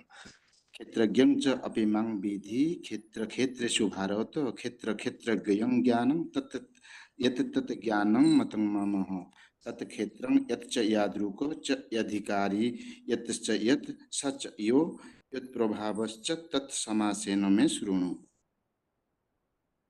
क्या शांति। समझ में आया आपको इन तीनों श्लोकों में, बताइए। ये जो 13 नंबर का 3वां श्लोक में मेरे को ये समझना आया तो नया है तो जो ये जो बाबा का नाम रूप काल का ये क्लैरिफाई किया था। जैसे बाबा का जो मुकर्ररत पहले यज्ञ में है और जब शरीर छोड़ा था फिर यज्ञ में जुड़ा हुआ, इसी बारे में थोड़ा थोड़ा था आया था, नया है तो इसलिए पूरा हाँ ठीक है, मूल बात वही कि जो मुरलियों में प्रूफ पाते हैं, तो ऐसे ही भगवत गीता में भी जिनका तन निमित्त बनता है, तो उनके बारे में भगवत गीता में भी भगवान ने ये बातें समझाई है। जी उनका जी स्वभाव कैसे होगा, वो कहाँ का होता है, सारी, क्योंकि वो क्षेत्र को जानने से ही प्राप्ति होती है, इसीलिए उनके बारे में पूरी जानकारी दी हुई है। जी जी। ठीक, ओम शांति। ओम आगे शांति। अगला फोन अनम्यूट है, रोल नंबर बताइए। ओम शांति। ओम शांति। हेलो, मेरा हाँ, ओम शांति। श्री भगवान उवाच इदं शरीरं कौन्तेय क्षेत्रमिति विधीयते एतद् व्यतीतं प्राहुः क्षेत्रज्ञं तद्विदः। क्षेत्रज्ञं चापि मां विधि सर्वक्षेत्रेषु भारत क्षेत्रज्ञं यज्ञानं मतं मम तत्क्षेत्रं यत् यादृक् यद्विकारि यतश्च यत् सत्ययो यत् प्रभावश्च तत्समासेन शृणु। ठीक है, आपका याद का टॉपिक आपने बताया है क्या? नहीं बताया। ठीक, आगे अगला फोन अनम्यूट है।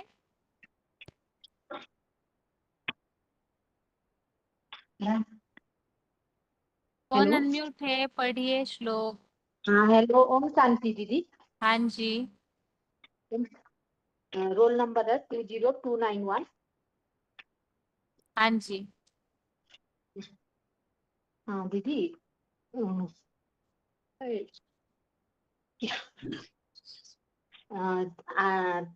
अध्याय 13 का 3 से ना क्षेत्रज्ञ के बारे में बताना है दीदी। श्लोक पढ़ना है माता जी, केवल श्लोक। अच्छा, केवल श्लोक पढ़ना है ना? हाँ जी। अच्छा, तत् क्षेत्रम यत स यादक स यद्विकारी यतस्त यत स यो यत प्रभावस्त तत समासेन में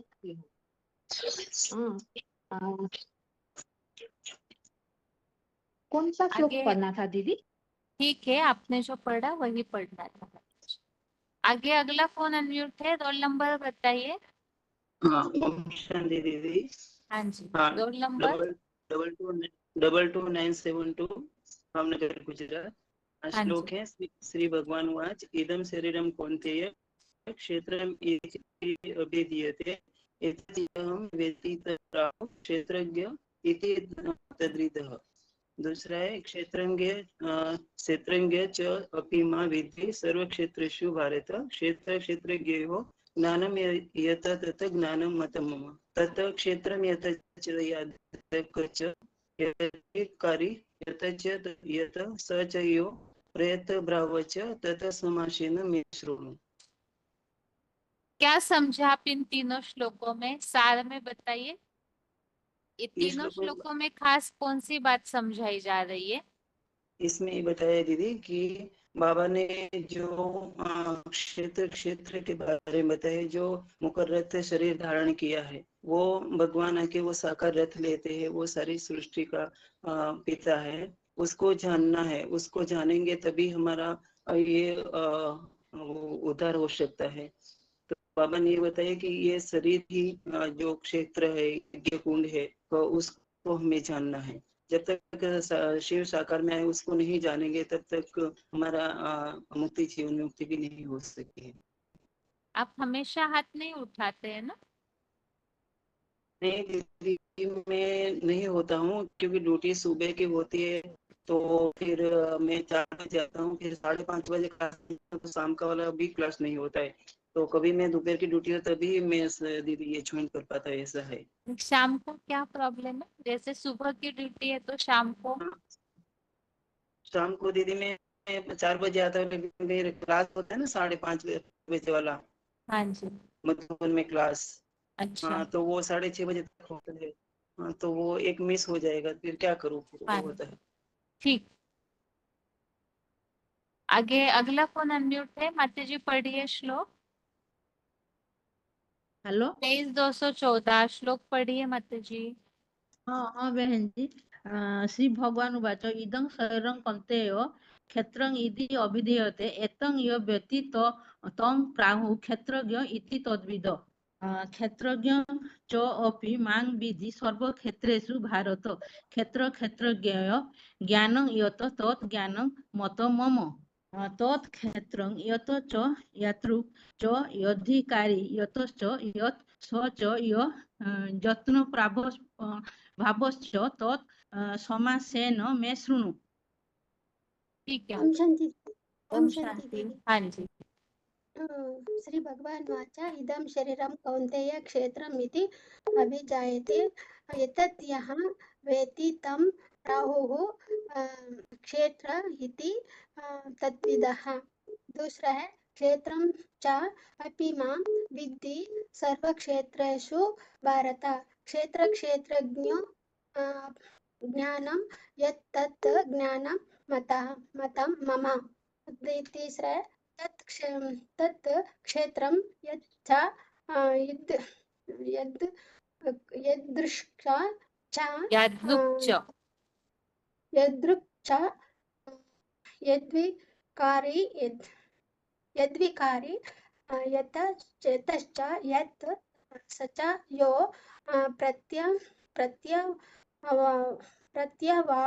प्रत्यभावत्वाश्च तत् समासेन मे शृणु।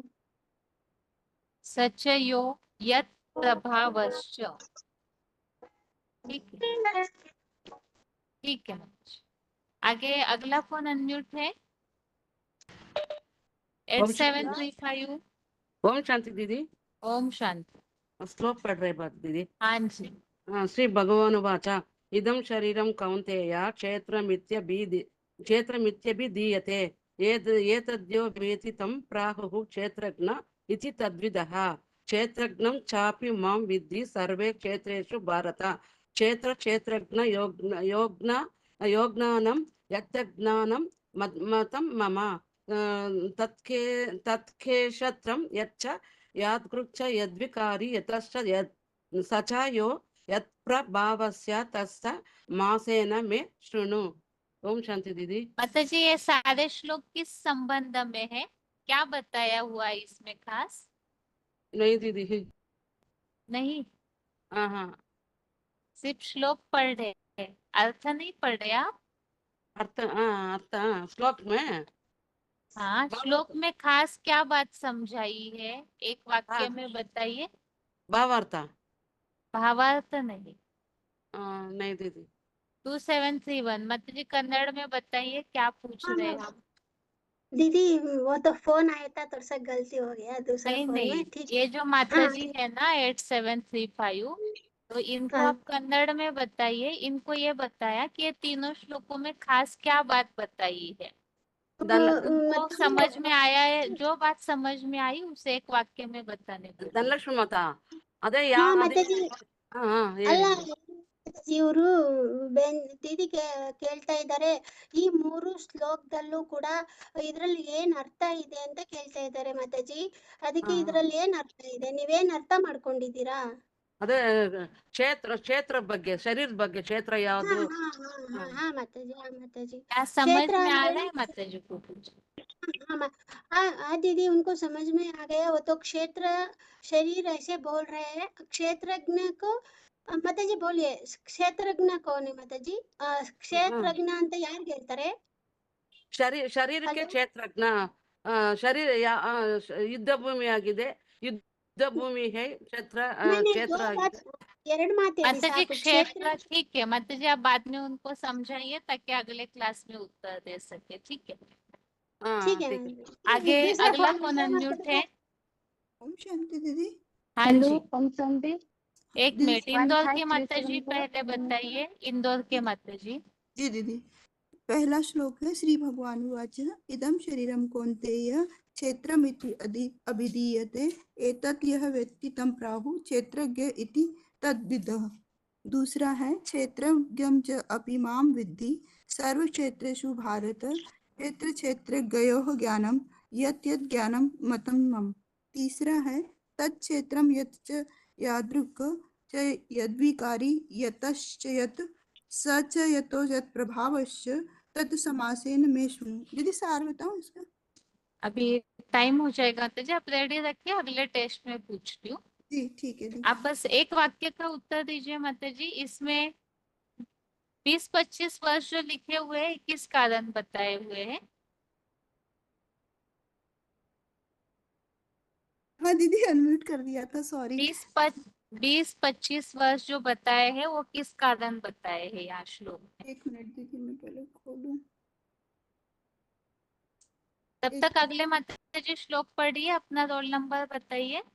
हेलो हाँ जी, रोल नंबर। 15374 भुवनेश्वर। हाँ जी 15374 हाँ जी भुवनेश्वर। हाँ जी माता जी। इदं शरीरं कुन्तय क्षेत्रम् इति अभिधीयते एतद् ये वेति तं प्राहुः क्षेत्रज्ञ इति तद्विदः। क्षेत्रज्ञं च अपि मां विद्धि सर्वक्षेत्रेषु भारत क्षेत्रयो ज्ञानं यत् तत् ज्ञानं मतं मम। तत् क्षेत्रं यत् यदृक् च यद्धिकारी यतश्च यत् स च यत् यतं भावश्च यतत् समासेन शृणु। ठीक है माता और जी, एक माता बताइए। है। हाँ हाँ दीदी। दीजिए माता जी, बताइए। हाँ दीदी ये इसमें बताया ना आगे ओम ओम मंडल में शांति, अव्वल ओम नंबर। शांति। आप बताइए माता जी को। हाँ दीदी इसमें बताया ना आगे ओम मंडली में अव्वल नंबर वाले जो 1942 में मरे थे। मैंने 42 में तो स्थूल शरीर बाबा का छूटा था और 47 में बड़ी माँ और ये छोटी माँ के लिए बोला था ना। फिर बड़े हो कोई 20-25 वर्ष के हुए होंगे। मैंने वो ज्ञान में आने की उनकी आयु बताई, छोटी माँ बड़ी माँ की, है ना दी, ज्ञान भी ले सकते छोटी हैं। माँ और बड़ी माँ की आयु है इसमें। श्लोक में छोटी किनका परिचय दिया जा बाबा के रहा है लिए, माता बाबा जी? के लिए दीदी, शिव बाबा के लिए, राम वाली आत्मा के लिए। हाँ, तो आयु किनकी बताई जाएगी? उन्हीं की बताई, फिर उनकी बताई दीदी, पर यहाँ कितनी 47 आयु लिखा ना बताई? इससे कंफ्यूजन हो रहा था। कोई बात 20-25 वर्ष के हुए होंगे, ज्ञान भी ले 20 वर्ष सकते हैं। किन के लिए है और 25 वर्ष किन के लिए है? 25 वर्ष राम वाली आत्मा के लिए है दीदी। और 20 वर्ष छोटी माँ के लिए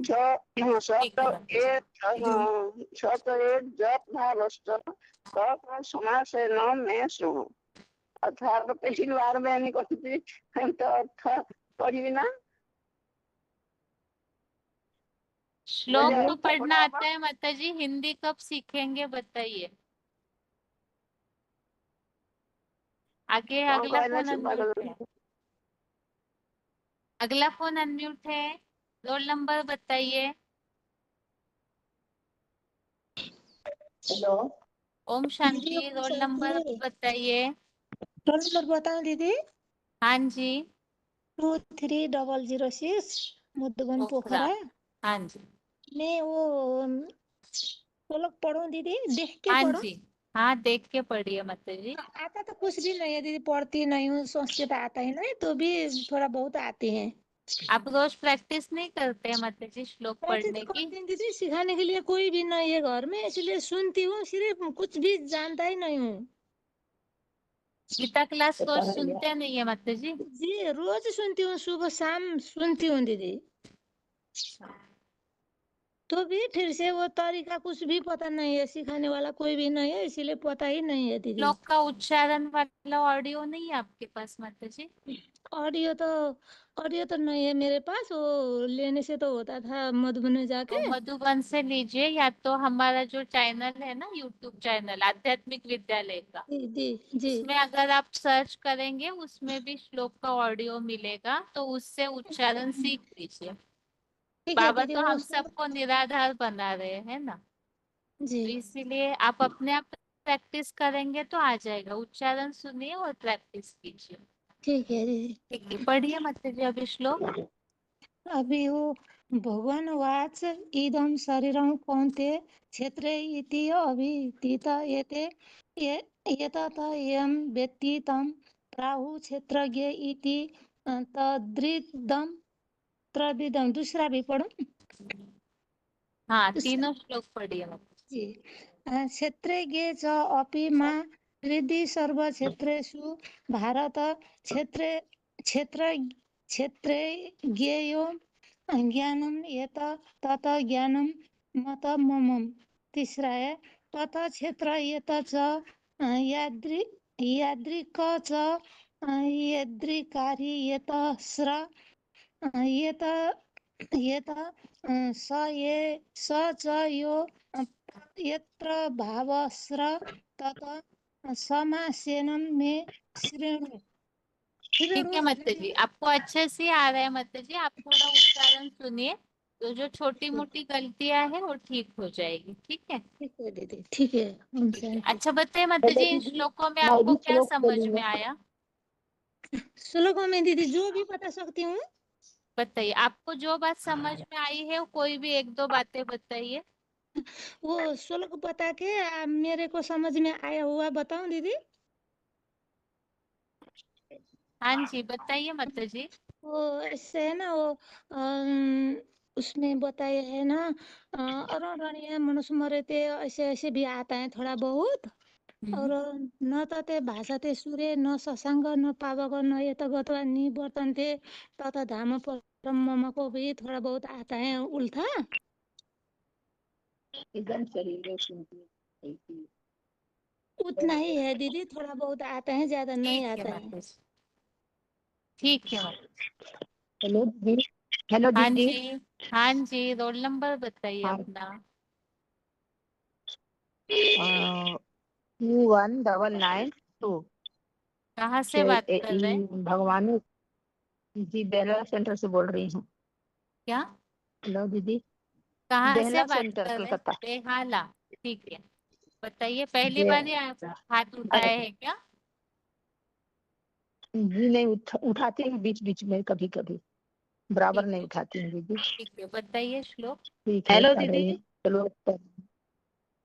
श्री भगवानुवाच इदं शरीरे कुन्तीय क्षेत्र इति यद्विधीयते इतः यः वेत्ति सः प्रभु प्राहुः क्षेत्रज्ञ इति तद्धि। दूसरा है 13 अध्याय का दूसरा, क्षेत्रज्ञ च अपि मम विद्धि सर्वक्षेत्रेषु भारत क्षेत्र क्षेत्रज्ञो ज्ञान यत् तत् ज्ञानम् मतम मम। तीसरा हुआ तत्क्षेत्र यतश्च यदु यश्च यधिकारी यद्धिकारी यत च यो प्रभावस्र तत्समासेन में शृणु। ठीक है, इन इनका जो तीनों है इसे श्लोकों में बता रहे किन के बारे में जानकारी दी हुई है माता जी? इन तीनों इनमें श्लोकों में जानकारी जी दीदी, इसमें अर्जुन को बोल रहे हैं कि ये शरीर जो है से क्षेत्र यज्ञ, जैसे इसका नाम जो है से धर्म कर्म भूमि कहा जाता है। इनको इस कलयुगी अंत में जो इष्टरा द्विमुनि रथ को जो जानता है, उनको वह द्वापर ऋषि मुनि एक विद्वान कौन और है शरीर माता जी? रूपी क्षेत्र क्षेत्र या कह अर्जुन जाता है। कौन है जी माता जी? क्षेत्र या जी, अर्जुन कौन है? ज्ञान के अर्जुन वही हिसाब परम से ब्रह्म क्षेत्र परम ब्रह्म कौन प्रजापिता है? जिसको कहते हैं, अच्छा, वो ये ठीक है माता प्रजापिता जी। जिसको कहते हैं। हाँ जी, ठीक है जी माता जी। ओम शांति। आगे पढ़िए माता जी, रोल नंबर बताइए अपना। 29-0-43 तीर्थामरा मधुबन। हाँ जी। श्री भगवान वाच इदं शरीरं कौन्तेय क्षेत्रमिति अभिधीयते यतत ये वेत्ति तं प्राहुः क्षेत्रज्ञम् इति तद्वित्। क्षेत्रज्ञ च अपि मां विद्धि सर्वक्षेत्रेषु भारत। क्षेत्रज्ञो ज्ञानं यत् तत् ज्ञानं मतं मम। तत्क्षेत्रं यस्य यादृच्छे यद्धिकारी यतस्य यत् तत् यो प्रतिज्ञाभावस्य तत् तमासेन में शृणु। तो इसमें बताया है कि क्षेत्रज्ञ, क्षेत्र मतलब जो साकार का शरीर है उनको क्षेत्र बताया है, और क्षेत्रज्ञ जिन्होंने सुप्रीम सोल बाप प्रवेश करते हैं तो उनको क्षेत्रज्ञ बताया हुआ है। क्या क्या तो जो रिपीट शरीर कीजिए? जो एक क्षेत्र मिनट है आप, एक मिनट अपना वाक्य रिपीट कीजिए। क्षेत्रज्ञ, क्षेत्र मतलब जो साकार का शरीर है वो क्षेत्र है, और क्षेत्रज्ञ जिन्होंने जो सुप्रीम सोल बाबा में प्रवेश करते हैं वो क्षेत्रज्ञ है। तो क्षेत्र को ही ज्ञानी माना है, और क्षेत्र है ना मतलब साकार की ही इसमें महिमा बताई गई है कि वो साकार कहाँ का है, कहाँ पर आए हुए हैं, कहाँ पर रहने वाले हैं। तो जैसे कि उनकी क्या स्वभाव है, कौन से गांव के हैं, जैसे गांव अहमद गांव बताया है, स्वभाव उनका नाग जैसा बताया हुआ है। तो ऐसे मतलब उनकी महिमा को भी बताया हुआ है दीदी। अच्छा, नाग का स्वभाव क्यों बताया हुआ है माता जी? दीदी नाग का स्वभाव जैसे कि एक पॉइंट में बताया था कि अर्जुन वाली आत्मा को बोला था कि भगवान आकर उनको चुना, और उन्हीं में आकर उन्होंने भगवान को याद किया, तो जो उनको बीच में छोड़ेंगे तो उनको मतलब माया बहुत दंड देगी। तो नंबर 12 पर अर्जुन है, तो उनको सबको ही जैसे कि भगवान के बनकर उनको छोड़ेंगे तो उनको सबको दंड मिलेगा। हाँ, तो ऐसे बता हुआ है, जैसे कि नाग का स्वभाव होता है ना कि उसी को कोई मार देता है, और फिर उनको मतलब उनका फिर बदला लेते हैं। तो ऐसे ही मतलब जो भगवान के बनकर उनको छोड़ते हैं तो उनको माया बहुत दंड देगी, मतलब उनको सूर्य पर चढ़ाएगी। धर्मराज पुरी में सारा हिसाब चुकता करना ओम शांति, पड़ेगा, ओम शांति, इस हिसाब से बताया ओम है। शांति दीदी। अच्छा दीदी, ओम शांति दीदी, मैं पढ़ूं? हाँ माता जी, एक से बात पूरी होते ही फिर नंबर बताएंगे। ठीक है, हेलो। बताइए झांसी के माता जी। 15,928। हाँ, इंदम शरीरम कौन्ते क्षेत्रम इति अभिधीयते एतत् एवं वेति तं प्राहुः क्षेत्रज्ञ इति तद्वित्। और तो दूसरा है क्षेत्रज्ञम चा अपि मां विधि सर्व क्षेत्रेषु भारत। क्षेत्रज्ञो ज्ञानम यत् यत् ज्ञानम मतं मम। तीसरा है तत् क्षेत्रम यत् च यदा यादृक् च इतिकारी यत् च सा च यत् प्रवक्षा तत् समासेन में शृणु। तत्क्षेत्रम यच्च यादृक् च यद् विकारी यतश्च यत् तच्च यो यत् प्रभावश्च तत् समासेन में शृणु। आगे पढ़िए माता जी, रोल नंबर बताइए अपना। हेलो। हाँ जी। हेलो, 15,761। हाँ जी। झांसी मधुबन। क्या बताना दीदी? श्लोक पढ़ना है मतलब। अच्छा। वो पूरे तीनों पढ़ने हैं? हाँ जी, सिर्फ श्लोक।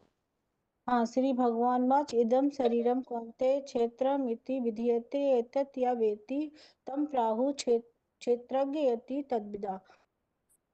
क्षेत्रं चापि मां विद्धि सर्वक्षेत्रेषु भारत क्षेत्रज्ञो ज्ञानं यत् तत् ज्ञानं मतं मम तत् क्षेत्रं यत् च यदुश्च यदिकारी यतश्च यत् सचयो यत् प्रभावश्च तत् समासेन मे शृणु।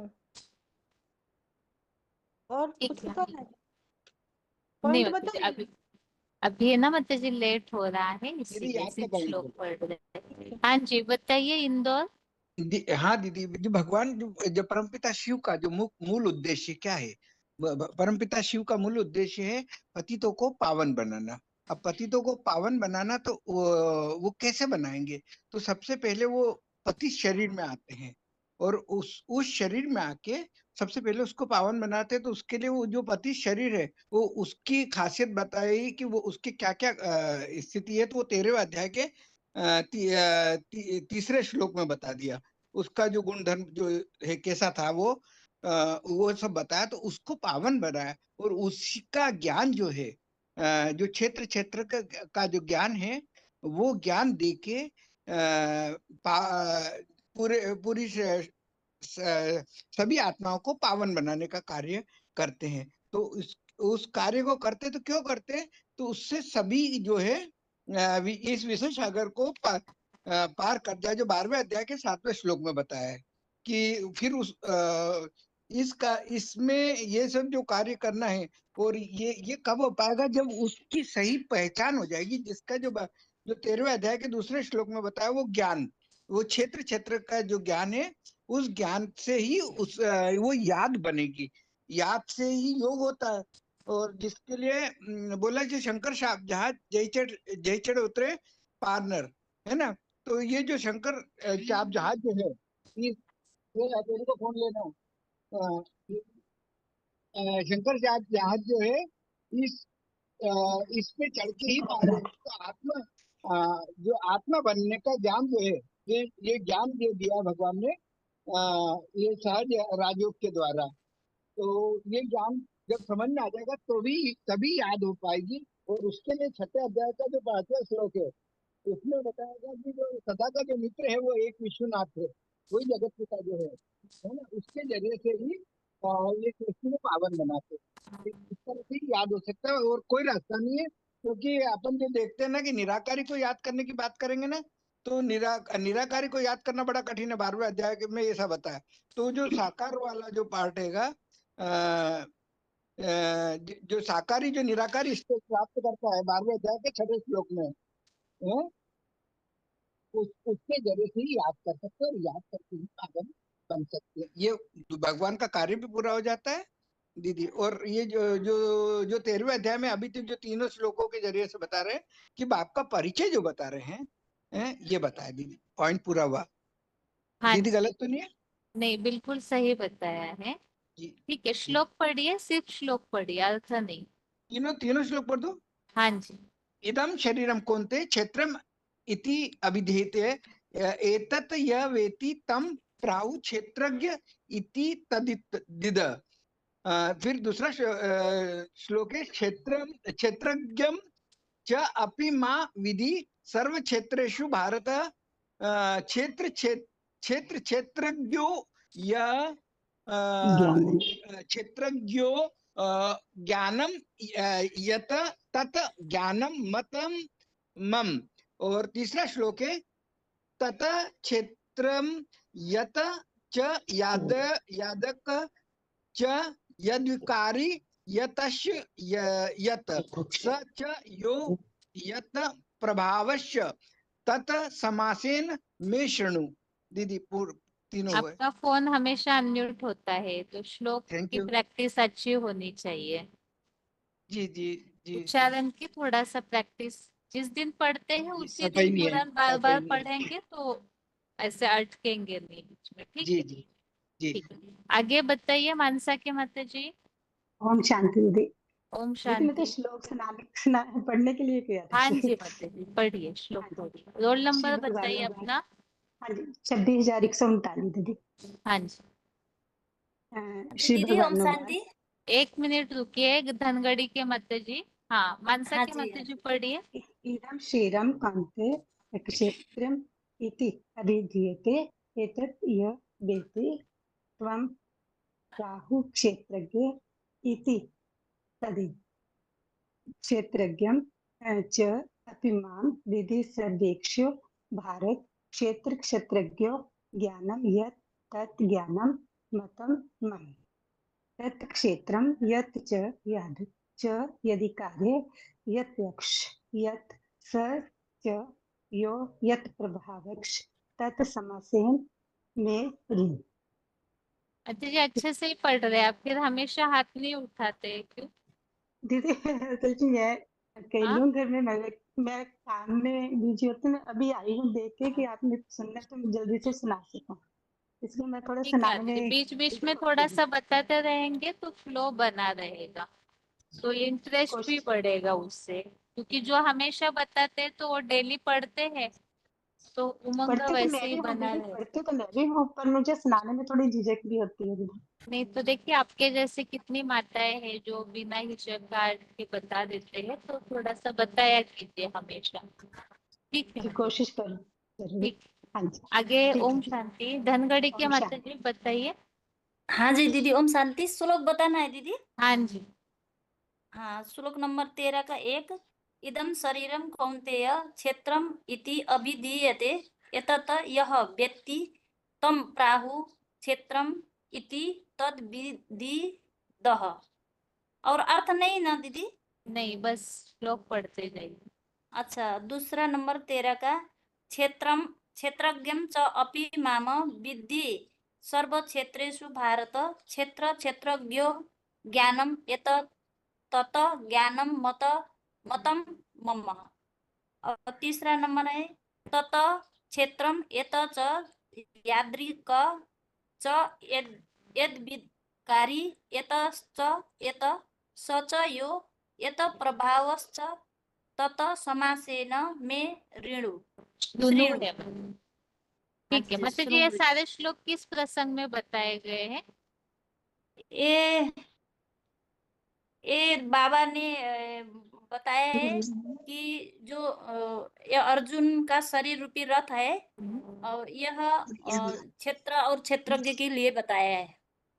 अर्जुन का शरीर जो है वो क्षेत्र है। ठीक है हाँ जी। माता। ओम शांति। आगे बताइए पटना के माता जी। 12,980 माता जी आपने हाथ उठाया था पहले, बताइए। हेलो हेलो हेलो दीदी हेलो ओम शांति। हाँ जी हेलो पढ़िए माता जी। दीदी श्लोक है भगवान वाच इदं शरीरं कौन्तेय क्षेत्रम् इति अभिधीयते एतत् या वेत्ति तं प्रबाहुः क्षेत्रज्ञ इति तद्विद। दूसरा क्षेत्रज्ञ च अपि मां विद्धि सर्वे क्षेत्रेषु भारत क्षेत्र क्षेत्रज्ञ ज्ञानम एते तम ज्ञानम मत्तम मम।